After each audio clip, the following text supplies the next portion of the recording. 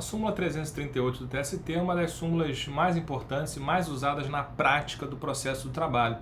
Isso porque o tema da súmula é o tema de controle de jornada com relação a horas extras, e esse certamente é um dos temas mais recorrentes nos processos trabalhistas, estatisticamente falando.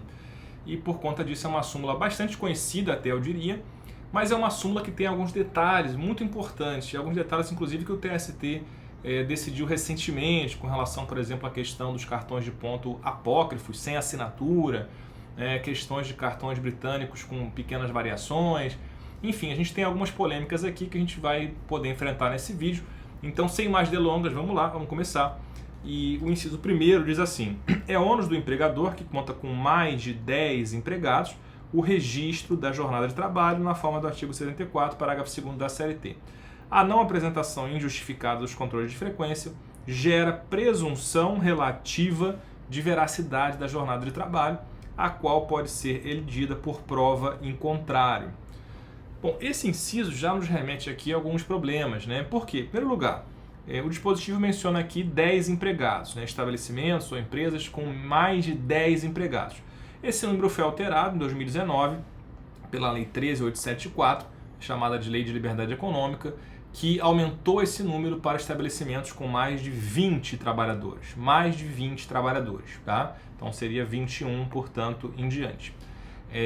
Então esse é o entendimento atual. Isso aqui vale, claro, a partir da entrada em vigor dessa lei 13.874 de 2019, salvo engano foi 20 de setembro, inclusive é o dia do meu aniversário, por isso que eu lembro muito bem.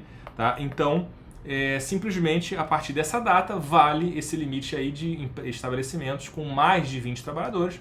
Antes disso era obrigatório ter o cartão de ponto para estabelecimentos com mais de 10 trabalhadores, ok? Então esse é o primeiro ponto, então está superada parcialmente a súmula, mas aqui basta essa atualização, atualizar o número para 20, tá? Fora isso a gente não tem grandes modificações aqui no entendimento do TST não, tá? Então feita essa atualização, a súmula sim permanece válida, permanece aplicável. E aí, em primeiro lugar, essa presunção, portanto, é uma presunção meramente relativa, tá? Ou seja, qual é a base do inciso primeiro da súmula? A base, aqui o fundamento é a ideia de aptidão para a prova. É o princípio da aptidão para a prova. É aquela ideia, portanto, de que a parte que tem mais facilidade, mais condições de produzir a prova, ela deve produzir essa prova. Tá? Então isso aqui, inclusive, embasa a teoria dinâmica do ônus da prova.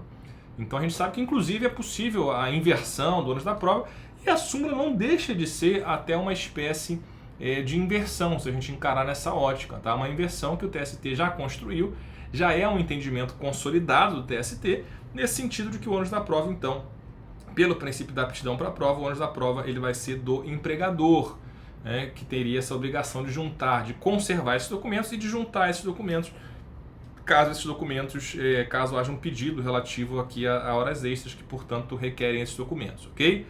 Bom, é claro que quando eu penso nesses termos, né, de inversão do ônus da prova, é claro que isso aqui pode gerar uma certa dúvida processual, porque pode gerar a seguinte dúvida: será então que o juiz, para aplicar a súmula 338, inciso 1º, será que o juiz necessariamente ele deve intimar especificamente a reclamada para que a reclamada junte esses cartões de ponto sob pena de inversão do ônus da prova? Será que há necessidade disso, uma intimação específica? Se eu fosse trabalhar com a ideia pura e simplesmente de inversão do ônus da prova, sim, haveria necessidade de que houvesse essa intimação, tá? Mas o entendimento majoritário, né, que se aplica hoje tranquilamente, é no sentido de que não há necessidade de uma intimação específica para que o empregador junte o cartão de ponto. Por quê? Porque quando o empregador é citado numa reclamação trabalhista, para responder uma reclamação trabalhista, claro, que verse sobre o tema de horas extras, né, o empregador ele já tem conhecimento que ele é obrigado a juntar, que ele deve juntar. Obrigado não, porque não é obrigação, mas é um ônus. Né? O empregador tem o ônus de juntar esses cartões de ponto, porque esses cartões de ponto são documentos ali que o empregador tem a obrigação de manter e tem a obrigação de juntar aqui de acordo com o entendimento consolidado do TST. Tá? Então, o entendimento prevalecente é nesse sentido que não há necessidade de uma intimação específica. A própria súmula já faz às vezes aí de uma necessidade de uma intimação com essa finalidade, ok? Então, beleza, primeiro ponto é esse. Segundo ponto, essa presunção é relativa. Então, presunção relativa, também chamada de presunção juris tantum, É claro que é uma presunção que admite prova em contrário. Ah, Felipe, você quer dizer então que se o empregador não junta os cartões de ponto, mesmo assim o empregador pode produzir prova com relação à jornada de trabalho? Sim, é isso mesmo, tá? Ainda que o empregador não junte os cartões de ponto de forma injustificada, ainda assim ele, empregador, pode produzir prova, por exemplo, em audiência. Por exemplo, depoimento pessoal do reclamante, prova testemunhal, outros documentos. Tudo isso sim pode ser objeto de prova pelo empregador, tá? Ainda que ele não tenha juntado os cartões de ponto. Porque essa presunção é relativa, essa presunção admite prova em contrário. A própria súmula deixa claro aqui, né, que essa presunção pode ser elidida, quer dizer, pode ser superada por uma prova em contrário. E é claro que o empregador tem, sim, nesse caso, a possibilidade, a prerrogativa, o direito processual de produzir prova, ok? Então esse é um ponto importante aqui com relação a essa súmula. O inciso 2º da súmula, tá? Depois a gente vai ver questões aqui atuais da jurisprudência do TST. O inciso 2º, a presunção de veracidade da jornada de trabalho, ainda que prevista em instrumento normativo, pode ser elidida por prova em contrário.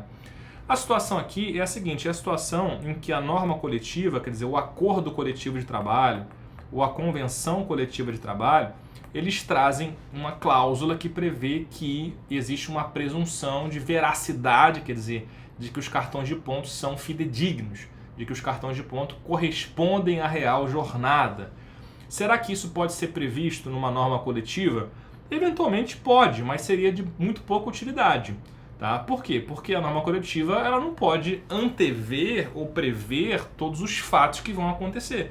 E é claro que eu posso ter uma situação em que o cartão de ponto está ali, por exemplo, né? O cartão de ponto está ali juntado, só que o cartão de ponto não corresponde ao real horário de trabalho. Isso acontece bastante. Tá? Então, se acontecer uma situação como essa, ainda que a norma coletiva preveja que esse cartão de ponto é válido, né, que esse cartão de ponto tem a presunção de veracidade, é claro que pode ser produzida prova em contrário. O trabalhador pode comprovar que aquele cartão de ponto não corresponde à sua jornada.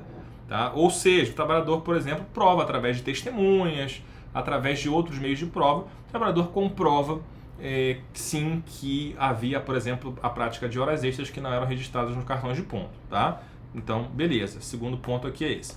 E o terceiro ponto é com relação aos cartões de ponto britânicos, né, que são chamados de cartões de ponto britânicos, que são aqueles cartões que demonstram horários de entrada e saída uniformes.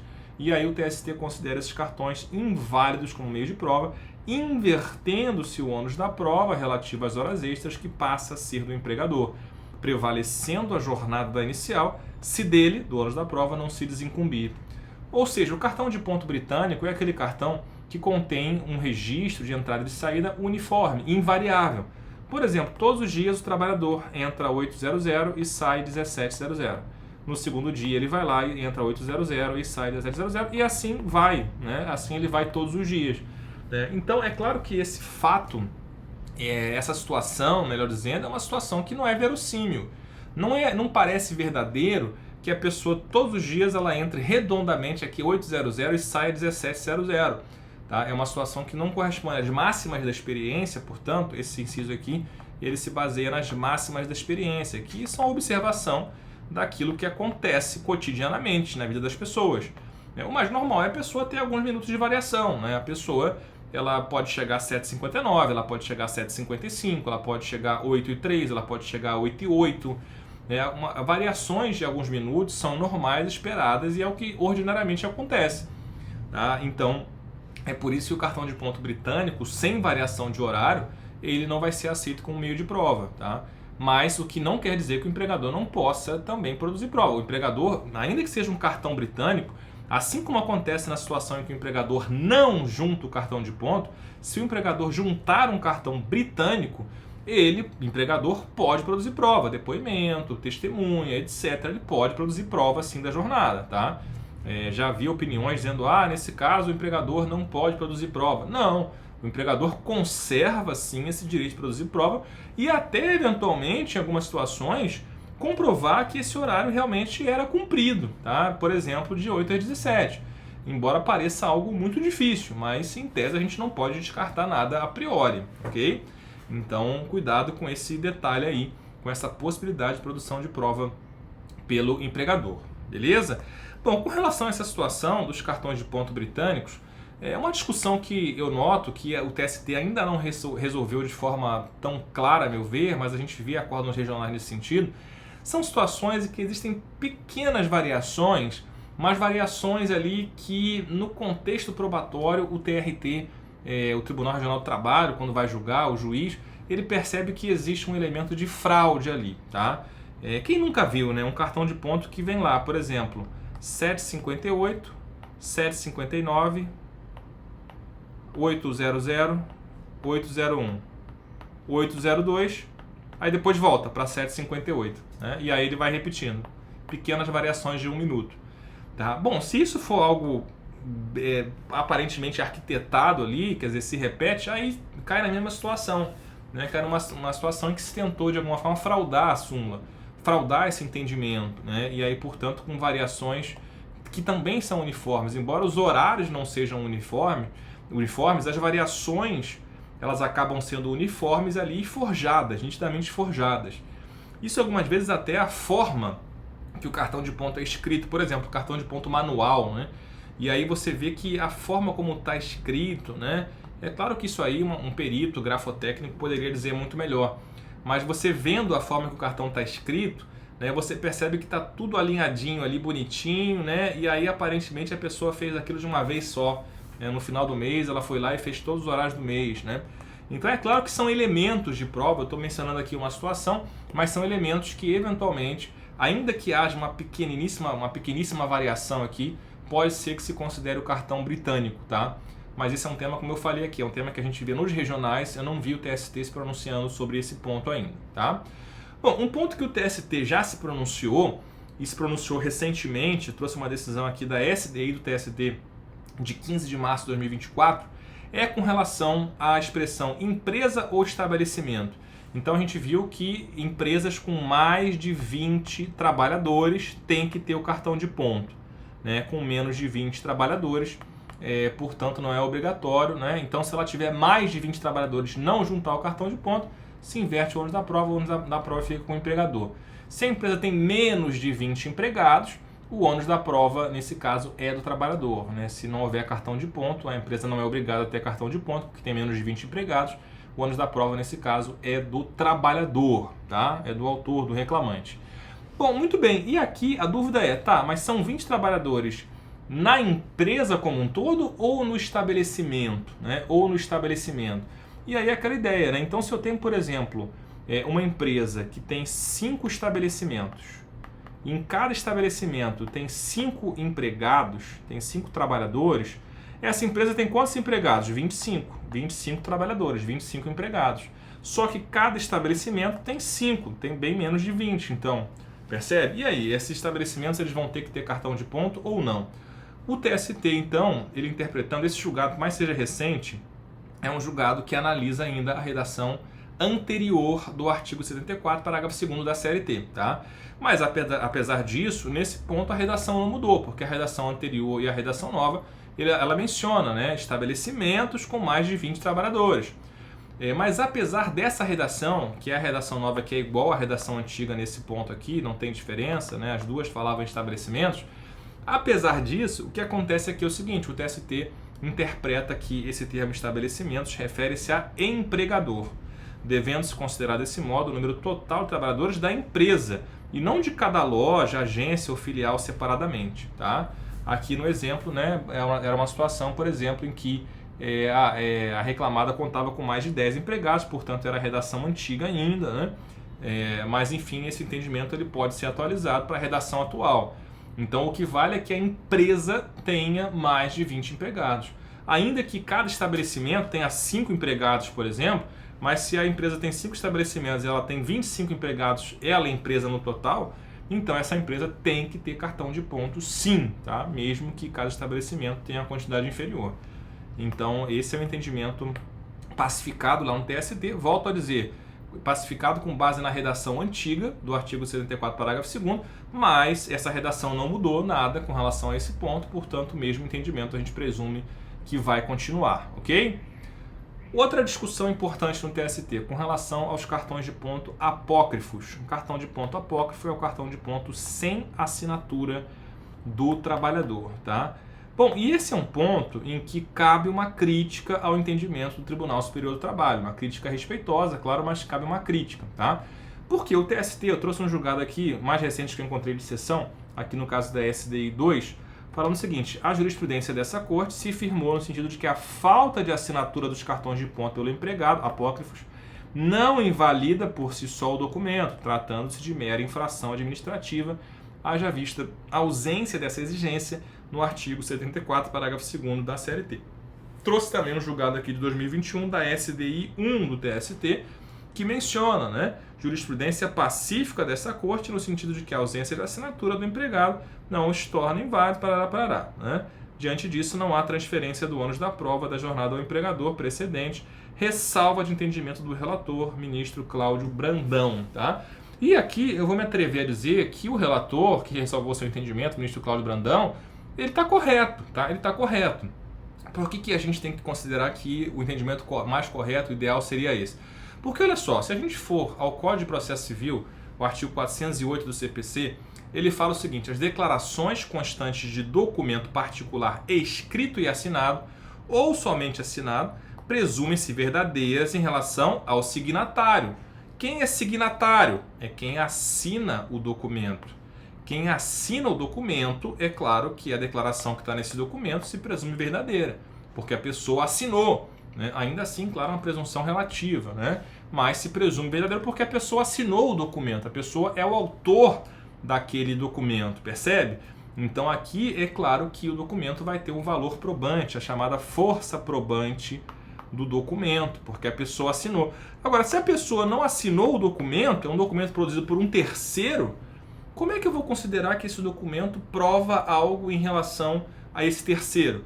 Né? Porque, perceba, esse entendimento do TST, ele vai dar margem ao seguinte entendimento: olha, eu tenho um cartão de ponto que não foi assinado, que não foi preenchido pelo trabalhador, não foi assinado pelo trabalhador, ou seja, qualquer pessoa da empresa, lá do RH, por exemplo, ela vai lá, faz uma folha de ponto fictícia, né? Ela cria uma folha de ponto, fulano entrou 7h55, saiu 17h05, entrou 7h57, saiu 16 e tal, e assim vai. Ele preenche aquilo dali, bota o nome do empregado, do reclamante e pronto. E o cartão de ponto está ali, né? E não está assinado pelo trabalhador. Ora, é claro que isso não tem a menor lógica, não tem o menor cabimento uma coisa dessa acontecer. Né? Então perceba, os precedentes do TST, muito embora a decisão que eu trouxe aqui, ela não faça essa ressalva, tá? As decisões, as duas na verdade, me parece que o TST ele considerou nesses acórdãos o seguinte: a gente tem que diferenciar a situação do cartão de ponto eletrônico do cartão de ponto manual, tá? Por quê? Se for um cartão de ponto eletrônico, né, e essa é a situação que o TST analisou aqui, pelo menos pelo que eu pude depreender desses acórdãos, se o cartão de ponto é eletrônico, o que acontece é o trabalhador assina os horários de entrada e de saída, por quê? Porque ele tem uma senha. Ele tem uma senha eletrônica, claro, uma senha eletrônica que é pessoal, intransferível, e aí cada vez que o trabalhador entra, registrou a entrada, entra, registrou a saída no sistema, ele entrou com uma senha. Tá? Se ele entrou com uma senha, é claro que isso aqui comprova a autenticidade. Comprova que aquela marcação de horário foi feita pelo trabalhador, porque ele fez uso da sua senha. Então, realmente, nesse caso aqui, a assinatura física, ou até assinatura digital, enfim, não é necessária a assinatura realmente, porque ele já assinou eletronicamente. Esse que é o ponto. Agora, se eu estou diante de um cartão de ponto manual, um cartão de ponto feito à mão, é inadmissível, ao meu ver, é inconcebível, né? A palavra é essa, é inconcebível a gente pensar que eu posso ter um documento feito manualmente por um terceiro, que não vai ser assinado pelo trabalhador, e ainda assim eu vou considerar como válido. Né? Isso aí violaria, a meu ver, aqui frontalmente o artigo 408 do CPC. Ainda que a CLT não traga exigência de assinatura expressamente, né, é claro que essa exigência é uma exigência lógica. É um mínimo de lógica jurídica, né? E não só jurídica, lógica da vida. Né? Por quê? Porque senão seria muito fácil, como eu falei, qualquer um vai lá, faz um cartão manual e entrega como se fosse o horário do trabalhador. Isso não tem sentido. Percebe como não tem sentido uma situação dessa? Então é isso, né? Para o cartão de ponto manual, muito embora a gente tenha esse entendimento do TST que eu mostrei aqui, me parece que sim, a assinatura ela é um requisito. A assinatura é sim um requisito se for um cartão de ponto de controle de horário manual, tá? Agora, se for um ponto eletrônico, né, ou até um ponto biométrico, que é aquele que o trabalhador ele marca a sua digital, geralmente, né, hoje em dia também com reconhecimento facial, né, e isso é registrado no sistema a partir dessa entrada do trabalhador, aí sim daria para considerar que a assinatura não é necessária. Por quê? Porque aí o trabalhador ingressou ou com a sua senha eletrônica ou com a sua digital, com a sua face, enfim, né, no sistema. Então não tem como aquilo a princípio ser burlado, né? Claro que pode, a gente sabe que burla pode haver. Mas eu digo assim, aí você tem pelo menos um registro de que a pessoa assinou, né? Assinou com a sua digital ou assinou com o seu reconhecimento facial. Tá? Aí tudo bem, aí fica sustentável esse entendimento. Agora, para o ponto manual, me parece que não tem como sustentar esse entendimento não, ok? Beleza, minha gente. Então, com isso, a gente conseguiu fechar aqui essa súmula. Ficou bastante longo já, não vou me alongar demais. Por hoje, ficamos por aqui e até o próximo vídeo. Abraço.